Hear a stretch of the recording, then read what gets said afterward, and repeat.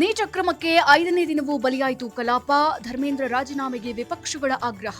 ಸೋಮವಾರದೊಳಗೆ ಮಹತ್ವದ ಘೋಷಣೆ ಮಾಡುತ್ತಾ ಕೇಂದ್ರ. ಕೇಂದ್ರ ಸಚಿವರ ಜೊತೆ ಸಿಜೆಪಿ ಮಾತುಕತೆ.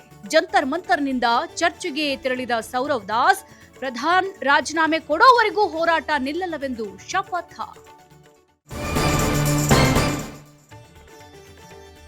ಪ್ರಧಾನಿ ಮೋದಿ ಕ್ಷಮೆ ಕೇಳಬೇಕು. ಧರ್ಮೇಂದ್ರ ಪ್ರಧಾನ್ ಸಚಿವ ಸ್ಥಾನದಿಂದ ವಜಾಗೊಳಿಸಿ.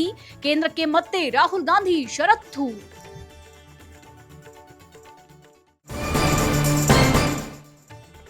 ವಂದೇ ಮಾತರಂ ಮಸೂದೆ ಮಂಡನೆಗೆ ಕೇಂದ್ರ ಸಿದ್ಧತೆ. ಗೀತೆಗೆ ಅಪಮಾನ ಮಾಡಿದರೆ 3 ವರ್ಷ ಜೈಲು, ದಂಡ ಫಿಕ್ಸ್.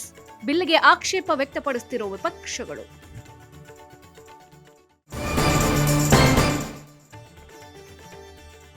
ಗುಜರಾತ್ನಲ್ಲಿ ರಾಜಸ್ಥಾನದಲ್ಲಿ ಮಳೆಯ ಅಬ್ಬರ. ವರುಣಾರ್ಭಟಕ್ಕೆ ಹಲವು ಜಿಲ್ಲೆಗಳಲ್ಲಿ ಅವಾಂತರ. ರಸ್ತೆಗಳು ಮುಳುಗಡೆ, ಜನ ಪರದಾಟ.